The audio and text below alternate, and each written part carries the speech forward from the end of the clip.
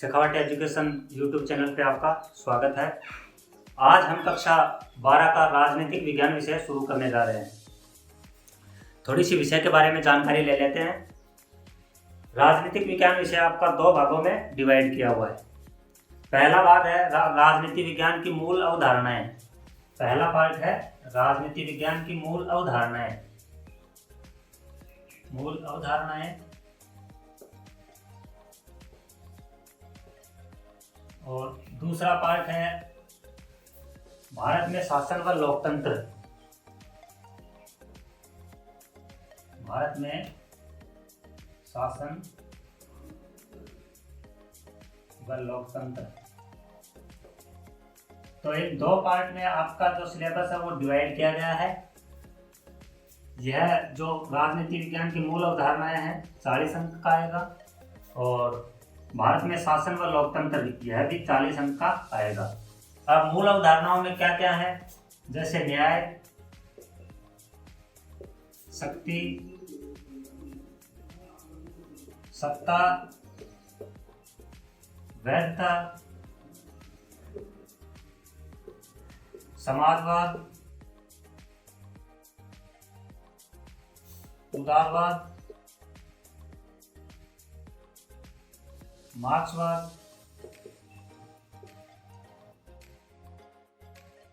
आदि सम्मिलित है।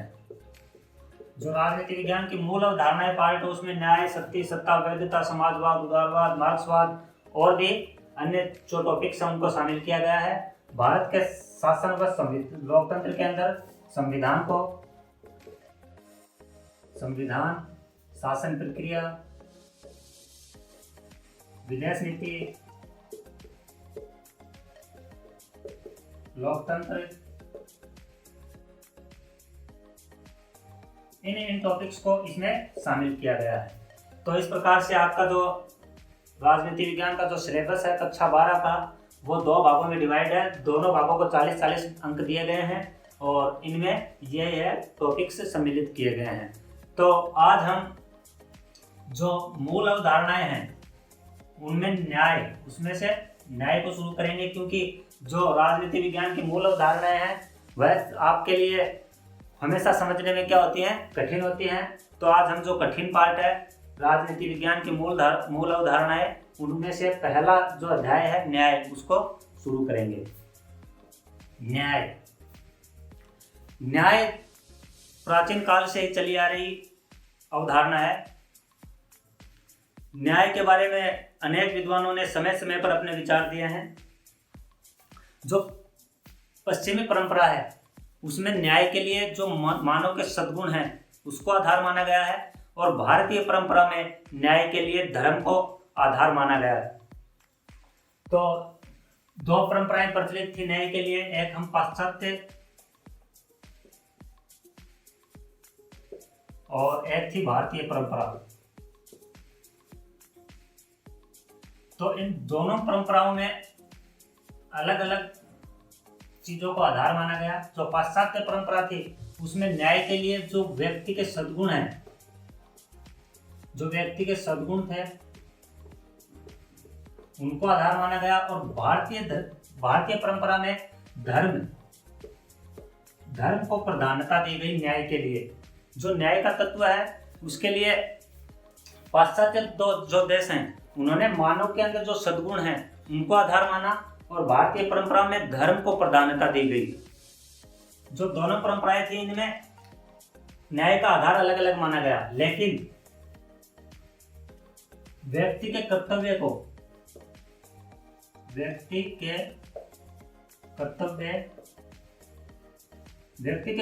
के न्याय के लिए आवश्यक दोनों ने ही माना है।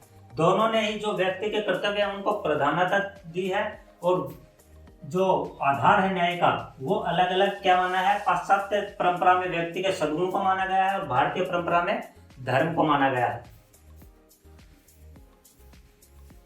तो इस आधार के ऊपर न्याय की जो परिभाषा निकल के आती है वो यह है कि प्रत्येक मनुष्य द्वारा अपना निर्दिष्ट कार्य करना तथा दूसरे के कार्यों में हस्तक्षेप न करना ही क्या है, न्याय है। प्रत्येक व्यक्ति के लिए कुछ कार्य निर्धारित किए गए हैं, उन निर्धारित कार्यों को करना और दूसरे के कार्यों में हस्तक्षेप ना करना ही न्याय है। तो हम न्याय की परिभाषा इस प्रकार से ले सकते हैं कि व्यक्ति द्वारा अपने लिए निर्धारित कार्य करना व दूसरों के कार्यों में हस्तक्षेप। तो जो न्याय की परिभाषा निकल के आई पाश्चात्य परंपरा और भारतीय परंपरा के अनुसार, उनको सम्मिलित रूप से हम क्या समझ सकते हैं कि व्यक्ति द्वारा अपने लिए निर्धारित कार्य करना और दूसरों के कार्यों में हस्तक्षेप ना करना ही क्या है, न्याय है। एक बार फिर से देख लीजिए, व्यक्ति द्वारा अपने लिए निर्धारित कार्य करना और दूसरों के कार्यों में हस्तक्षेप ना करना ही क्या है, न्याय है। अब न्याय के अलग अलग विद्वानों ने अलग अलग समय समय पर अपने विचार व्यक्त किए, जिनमें से न्याय के ऊपर अपने अपने विचार देने वालों में प्लेटो, अरस्तु, ऑगस्टाइन, एक्विनास, कार्ल मार्क्स,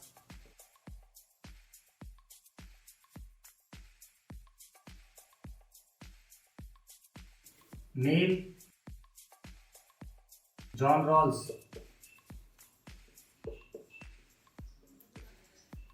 प्लेटो, अरस्तु, ऑगस्टाइन, एक्विनास, कार्ल मार्क्स, मिल, जॉन रॉल्स, यह प्रमुख विद्वान हुए हैं जिन्होंने अपने विचार न्याय के ऊपर अपने विचार प्रस्तुत किए। इनके हम विचारों को एक एक करके देखेंगे कि किस विद्वान ने न्याय के बारे में क्या कहा है। तो आज हम जो प्लेटो का सिद्धांत है, प्लेटो ने जो अपना न्याय के लिए सिद्धांत प्रतिपादित किया, तो हम प्लेटो के सिद्धांत को देखेंगे। तो हमारा जो न्याय के प्रमुख सिद्धांत जिन जिन विद्वानों ने दिए, उनमें हमारा पहला है प्लेटो का न्याय सिद्धांत। तो आज हम प्लेटो का न्याय सिद्धांत शुरू कर रहे हैं। प्लेटो का न्याय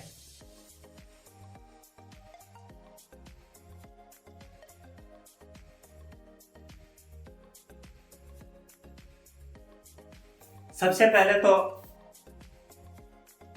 जो प्लेटो है, उससे पहले भी बहुत से विद्वान हुए हैं जिन्होंने अपने अपने विचार न्याय के ऊपर प्रस्तुत किए, जिनमें सेफालस और पॉलीमार्कस का नाम मुख्य रूप से आता है। सेफालस ने क्या कहा? सेफालस ने न्याय के लिए कहा, सेफालस ने कहा सत्य बोलना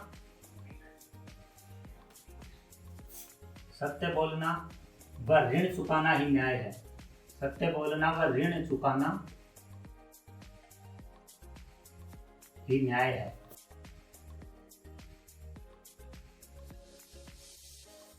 तो सेफालस ने न्याय के लिए अपने विचार दिए और कहा कि सत्य बोलना व ऋण चुकाना ही न्याय है।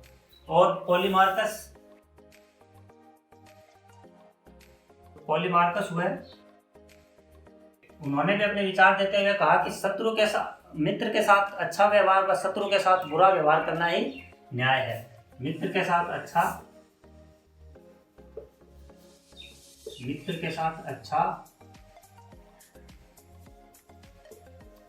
व शत्रु के साथ बुरा व्यवहार करना। तो पॉलीमार्कस ने क्या परिभाषा दी कि मित्र के साथ अच्छा व शत्रु के साथ बुरा व्यवहार करना ही न्याय है। तो प्लेटो से पूर्व ये दोनों जो विचार थे, दोनों विद्वानों के विचार थे, ये प्रचलित थे और प्लेटो ने इन दोनों ही विचारों को क्या किया? नकार दिया। मतलब इन दोनों ही विचारों की आलोचना करते हुए कहा कि सत्य बोलना व ऋण चुकाना हमेशा ही न्याय नहीं हो सकता। उन्होंने उदाहरण देते हुए कहा कि जैसे हमारे देश के सिपाही को शत्रु देश के सेना पकड़ लेती है और वह इस परिभाषा के अनुसार या सेफालस के अनुसार सत्य बोलना ही न्याय है और वह इसको ध्यान में रखते हुए उनको अपनी सेना के जो राज बता दे, सत्य बोल दे, तो क्या वह न्याय है? नहीं है। इसी प्रकार अगर आपने किसी मित्र से मान लो हथियार आपको उधार दिया और वह हथियार देने के बाद पागल हो गया, तो जो मित्र पागल हुआ है उसे वापस हथियार देना समाज के लिए खतरा है, तो इसीलिए यह भी न्याय नहीं हुआ। तो प्लेटो ने यह उदाहरण देते हुए कहा कि जो सेफालस ने विचार दिया वह पूरी तरह से सही नहीं है। इसी प्रकार पॉलीमार्कस के विचार को भी उन्होंने नकारते हुए कहा कि मित्र व शत्रु की सही पहचान करना मुश्किल है, कि कौन मित्र है और कौन शत्रु है इसकी व्यक्ति आसानी से पहचान नहीं कर सकता। समय समय पर मित्र भी दुश्मन हो जाते हैं और दुश्मन भी मित्र हो जाते हैं। तो इस प्रकार प्लेटो ने इन दोनों ही जो विचार प्रचलित थे उनको नकारते हुए अपना विचार दिया और उन्होंने कहा, तो प्लेटो ने सेफालस व पॉलीमार्कस के न्याय के सिद्धांत को नकारते हुए कहा कि न्याय आंतरिक होता है, बाह्य नहीं। न्याय जो है वो है आंतरिक होता है।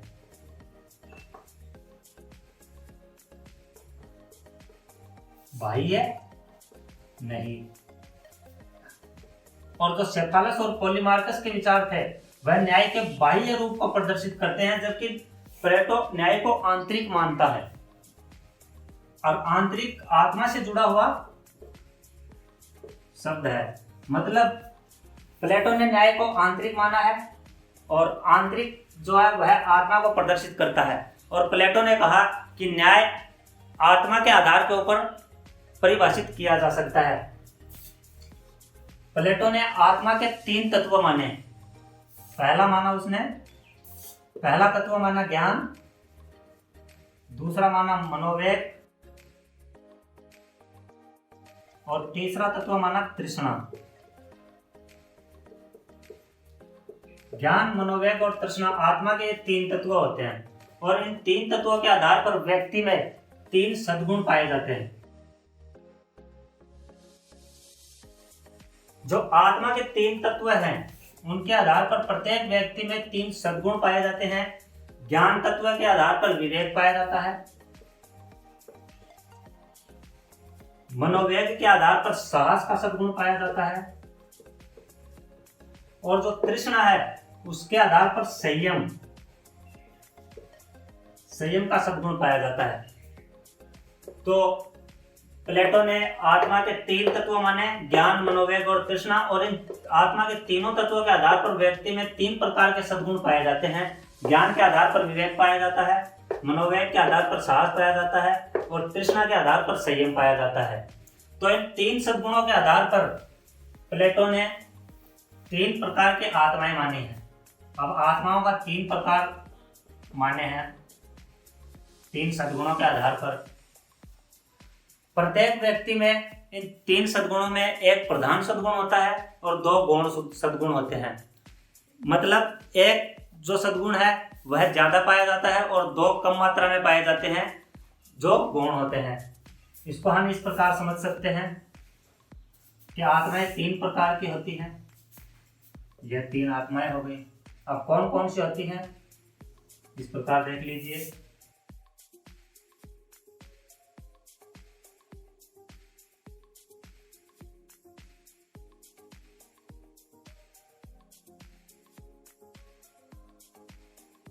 जिसमें विवेक प्रधान होता है और साहस और संयम गौण होते हैं। इसमें साहस प्रधान होता है, विवेक और संयम गौण होते हैं, और इसमें संयम प्रधान होता है और साहस और विवेक गौण होते हैं। तो आत्माएं 3 प्रकार की बताई। तीनों में पहले में विवेक प्रधान होता है, साहस प्रधान होता है, संयम प्रधान होता है, जो अन्य 2 सद्गुण हैं वह गौण होते हैं। तो इसके आधार पर ही समाज में, इन आत्मा के प्रकारों के आधार पर ही समाज में 3 प्रकार के वर्ग पाए जाते हैं। जिनमें विवेक प्रधान होता है वह शासक वर्ग में सम्मिलित होते हैं, वह शासक वर्ग में सम्मिलित होते हैं, और जो जिनमें साहस प्रधान होता है वह सैनिक वर्ग में, उनको सैनिक वर्ग में सम्मिलित किया जाता है, और जिनमें संयम प्रधान होता है उन्हें उत्पादक वर्ग में शामिल किया जाता है। तो समाज में प्लेटो के अनुसार आत्मा के 3 प्रकार पाए जाते हैं। पहले में विवेक प्रधान होता है, साहस प्रधान होता है, संयम प्रधान होता है। जिनमें विवेक प्रधान होता है वह शासक वर्ग में शामिल किए जाते हैं, जिनमें साहस प्रधान होता है उन्हें सैनिक वर्ग में, और जिनमें संयम प्रधान होता है उन्हें उत्पादक वर्ग में शामिल किया जाता है। तो प्रत्येक जो वर्ग है उसका कार्य निर्धारित हो गया। जैसे शासक वर्ग का कार्य क्या है? शासन क्रिया में या संचालन में भाग लेना। सैनिक वर्ग का क्या है कि जो राज्य है उसकी रक्षा करना। और उत्पादक वर्ग का क्या है? व्यापार, वाणिज्य और उत्पादन के कार्य करना। तो इस प्रकार से प्रत्येक वर्ग का कार्य निर्धारित होता है। और प्लेटो कहता है कि प्रत्येक वर्ग का जो निर्धारित कार्य है उसी कार्य को करना और दूसरे के कार्यों में हस्तक्षेप ना करना ही क्या है? न्याय है। तो प्लेटो ने आत्मा को समझाते हुए, आत्मा के तत्वों और उनके व्यक्ति के सद्गुणों को समझाते हुए 3 वर्ग बताए और तीनों वर्गों के अलग अलग कार्य बताए। और उसी आधार पर प्लेटो ने न्याय को परिभाषित किया और कहा कि प्रत्येक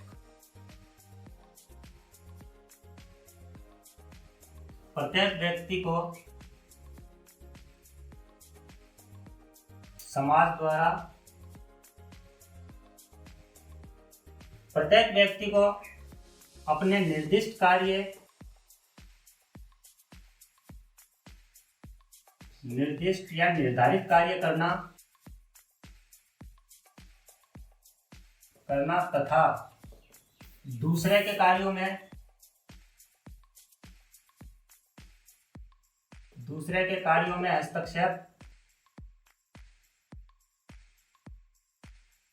हस्तक्षेप ना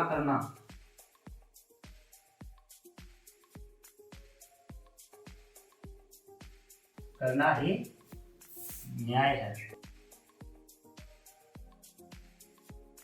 तो प्लेटो ने अपने सिद्धांत में क्या कहा?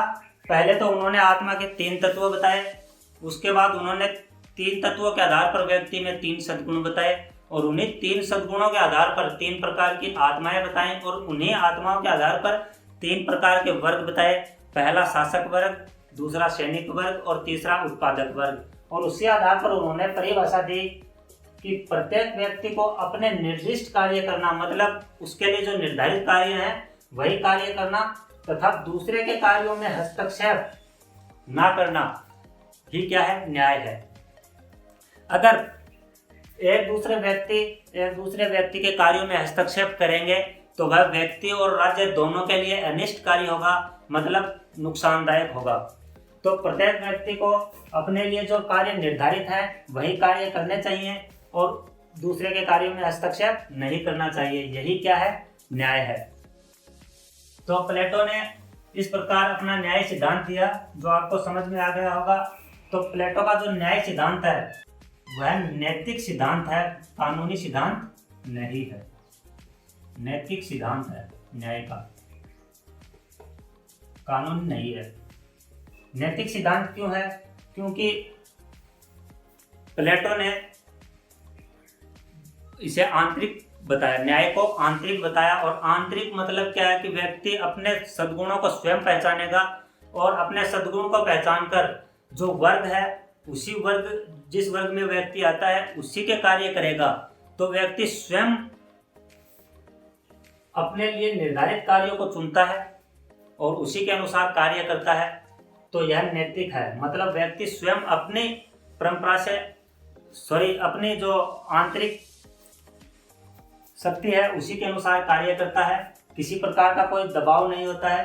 तो इसीलिए यह नैतिक सिद्धांत है, कानूनी सिद्धांत नहीं है। तो आज के लिए बस इतना ही। प्लेटो का जो सिद्धांत है वह हमारा पूर्ण हो गया है। आगे हम अरस्तु, भारतीय परंपरा के अनुसार और जो मध्यकालीन न्याय सिद्धांत है वो पढ़ेंगे, और जॉन रॉल्स के और भी अन्य सिद्धांत आएंगे, उनको हम बारी बारी से देखेंगे। धन्यवाद।